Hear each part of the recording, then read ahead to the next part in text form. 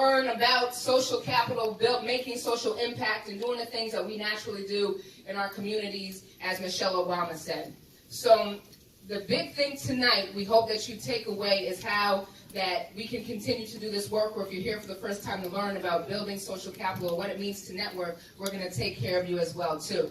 As you can see, as I told you, I'm like Beyonce and Cardi B and everybody, and I can use this mic in a lot of different ways, but we have some people here that are the experts in this and that are doing their thing here in the city of Boston. So I'm going to let us get started. Are you guys ready to network? Woo! All right. So, ladies, please help me welcome our chair of our programming and marketing committee for our Big Sister Board, Diversity Board. Please give a warm welcome to my friend and our boss of the marketing committee, who was the visionary and made sure that this thing came together, Miss Kelly Alfaro. Give it up. And you know what? I'm sorry. She got married a few months ago, too, and I messed up her last name. And so, y'all welcome Kelly. Thank you so much, Courtney. Everyone, thank you so much for being here. As Courtney shared, we're really excited to have such an engaging conversation and hear from the expert leaders who have been working with social networks. My passion project / side hustle is Lightwork Events, which is a networking platform for young professionals of color. And a fun fact about me is that I really enjoy watching the Food Network, even though I'm not a great cook yet, but yes, but. Hi, everyone. Hi.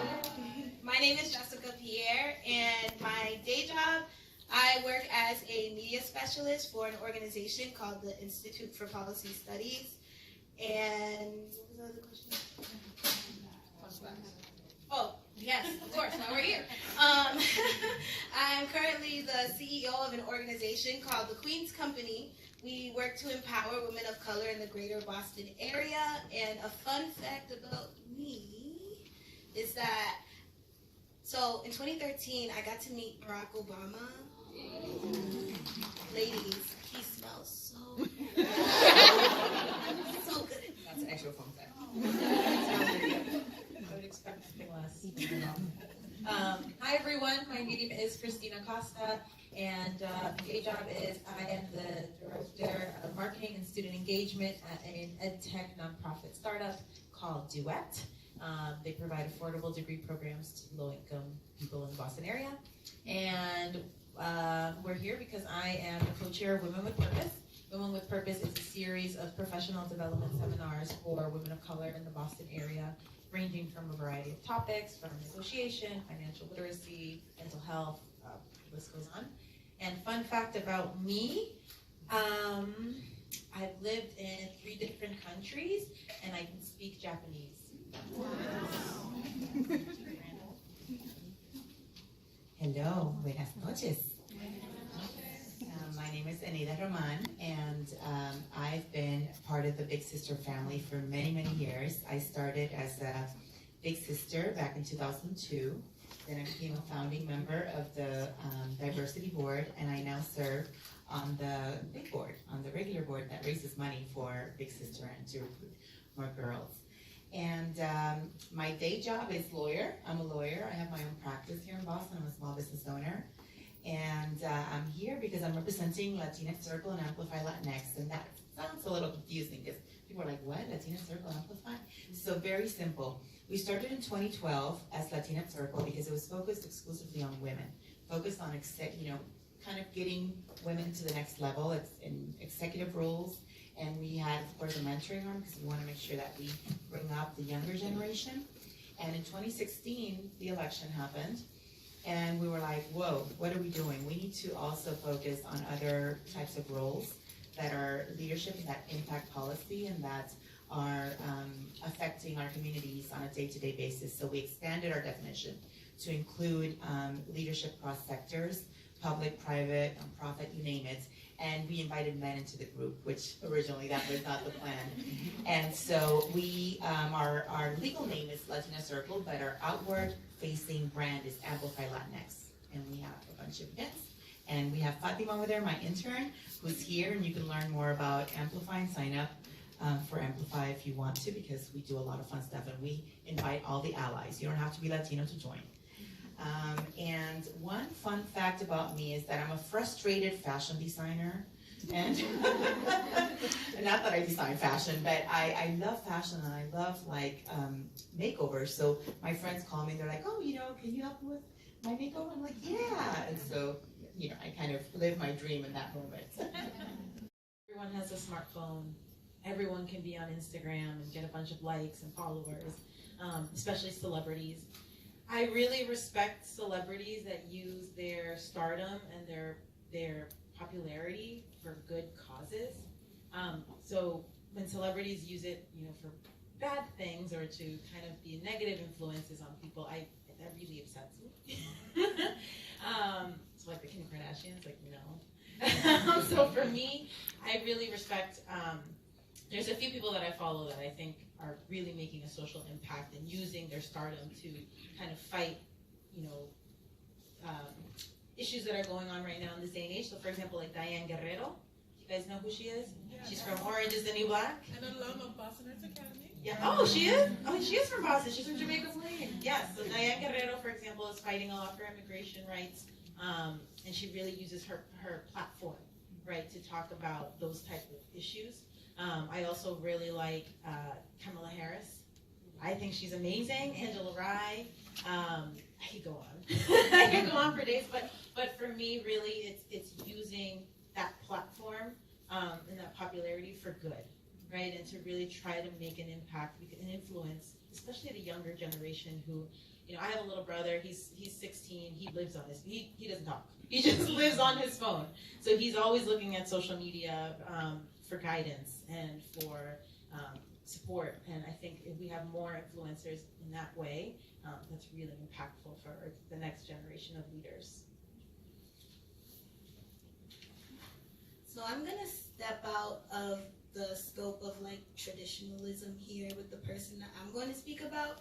But when I think about people making a positive impact, I think about people who are genuinely and authentically themselves and use themselves to really empower other people, because I truly believe that our gifts lie in who we are. We don't have to look a certain way or act a certain way to be impactful or to have a positive influence on people. So the person that comes to mind for me is Cardi B, because back there. So, a lot of people may not like Cardi B's style or the way that she dresses or things that she raps about, but she raps about her personal experience that a lot of people can identify with. And she's also super empowering because she's been able to use her brand to really push herself and accelerate her career. And it really made me open my eyes to be like, all right, I could do this too. I could be from the hood and I can be dope too. I can empower other people. And now she's influencing politicians like Bernie Sanders when she's talking about immigration rights or economic policies. Bernie Sanders he created this little social graphic of her quote. So to be able to bring people together in that way and fully be yourself is super empowering to me and very impactful. So I'm really proud of her for using her platform to really inspire other people and to promote the greater good. So for me, I thought of this question more from the perspective of, what can we do as individuals to create social impact? So for me, I think women like ourselves who are willing to volunteer, or even being in a room like this where we self-identify as, wanting to create allies and build relationships, kind of having that support network in terms of representation where we're often underrepresented, I think is really key. When I'm working with our graduate students, for example, one of the huge things that I advocate for is representation. In order to see yourself or in order to be successful as a scientist, you have to be able to see yourself in science. In order to be successful in medicine, you have to be able to see yourself in medicine. So having role models who look like you, who have gone through a similar experience, and being a role model and reaching back and allowing the next generation of people to be able to aspire to, similar goals, that's kind of how I would consider social impact or creating social impact.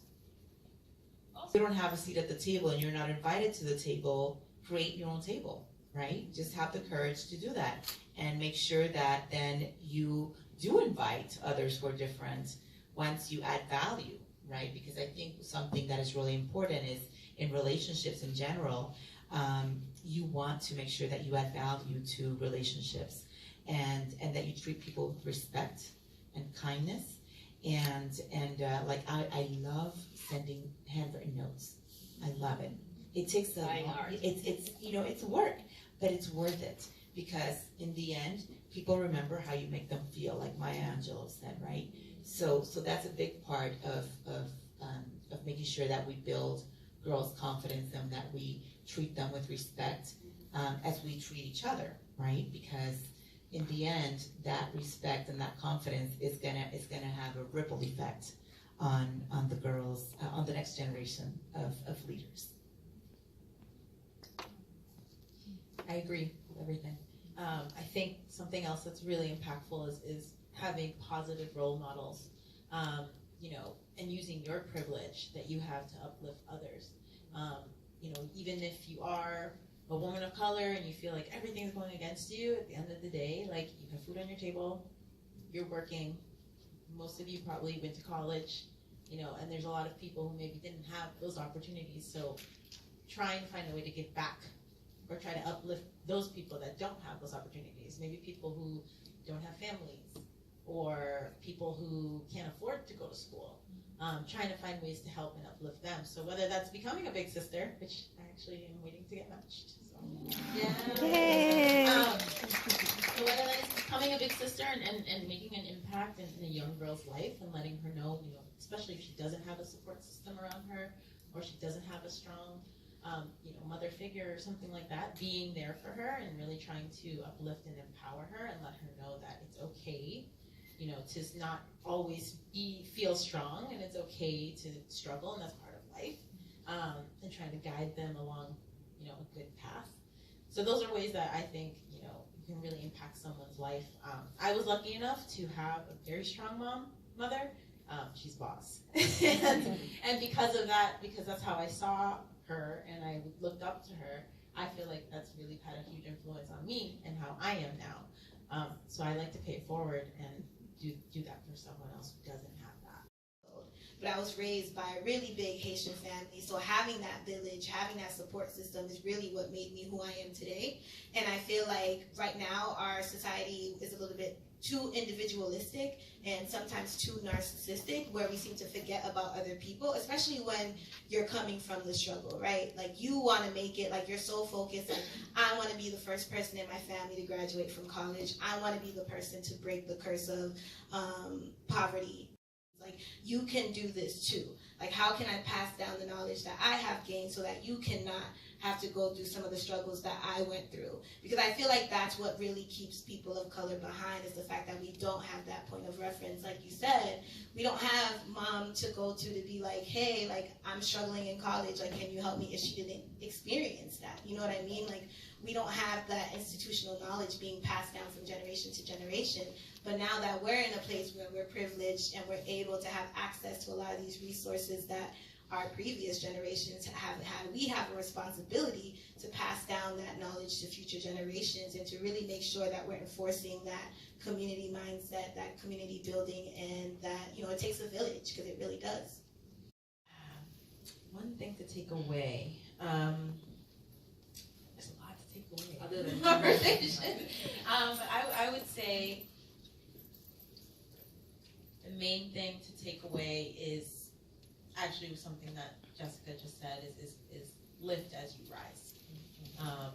Because you may be going through something and you think, oh, it's the end of the world, I'm going through like discrimination at work and they won't give me a promotion or whatever, but your neighbor may be going through the same thing, or your colleague may be going through the same thing, and maybe she doesn't have anyone to talk to about it, or she doesn't have anyone to support her, or she doesn't even know where to start. So definitely, I think lift as you rise. And secondly, please vote on November 6th. I'll go next. Be you, be bold, and be fearless. Do not let anybody dim your light, because your power lies in exactly who you are. And when you're not who you are, you're disempowering yourself. And when you disempower yourself, you're disempowering others. So do not be afraid to be who you are. You guys are beautiful, you guys are dope, you guys are popping. Make sure that everybody knows it. Do not be afraid to really shine your light, because we need that light. There's a lot of darkness in this world, and we really, really need your light. So please, be you. I think I would just add to that, just kind of going along the message of, representation matters. Like, you are where you are for a reason. And I think oftentimes, as women of color, especially if you're in a setting where you're the only one or you're the one of few, we forget that diversity is also a variety in perspective and experience and context, and your unique opinion matters. So when you have the opportunity, be the voice, be the representation for the others who aren't at the table. So there's a lot of common themes here. I think we all agree on the fact that we want to lift as we climb. We want to make sure that we lead by example.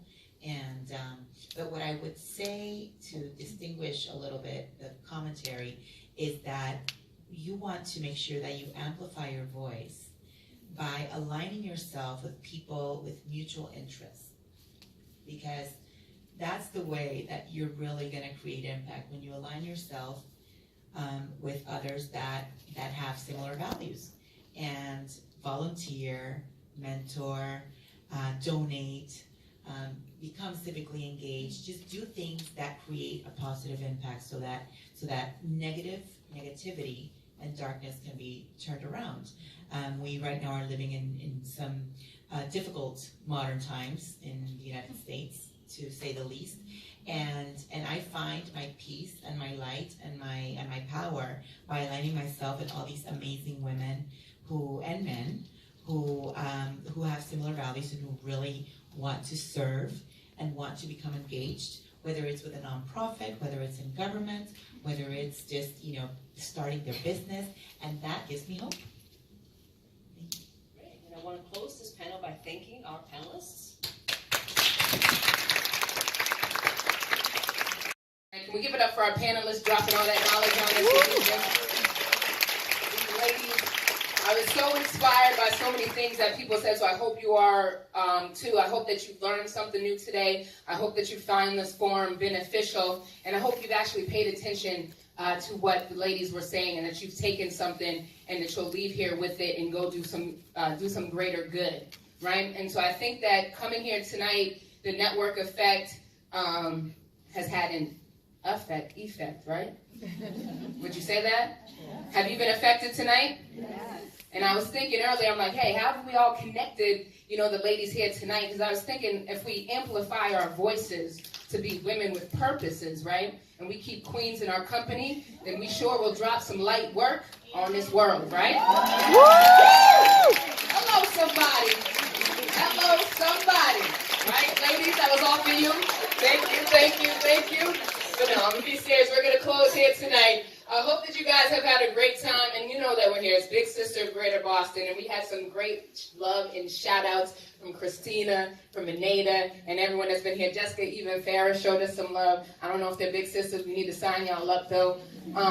And that's what I'm here to talk to you about, right? So besides the network effect, one of the last questions that we asked the panelists to speak on is, how can we inspire, or how can we, teach the next generation coming behind us, right? I know some of you guys just graduated from high school yesterday, sort of, kind of, a few years ago, right? Like some of my colleagues from Big Sister Boston that are here in the house, but they're college graduates. I always joke about being an older person at Big Sister, but, giving knowledge and mentoring. So we would be remiss if we didn't speak to you guys about, joining our organization and making sure that you can do what Eneida said, Christina said, Jessicah said, Farrah said, and show some love back to the next generation of girls that are here right in our city and that happen to be little sisters of the Big Sister Association of Greater Boston. And there's a number of ways that you can get involved with us. If you don't think that you have the time to be a big sister, we have a number of programs that you are able to do so. In our community-based program, which you guys probably know of when you think of Big Sister, Big Brother, and that's the one-to-one mentoring program where you and your little sister are hanging out in the neighborhoods. You're going to take them different places. You guys spend time. You might bake some cookies.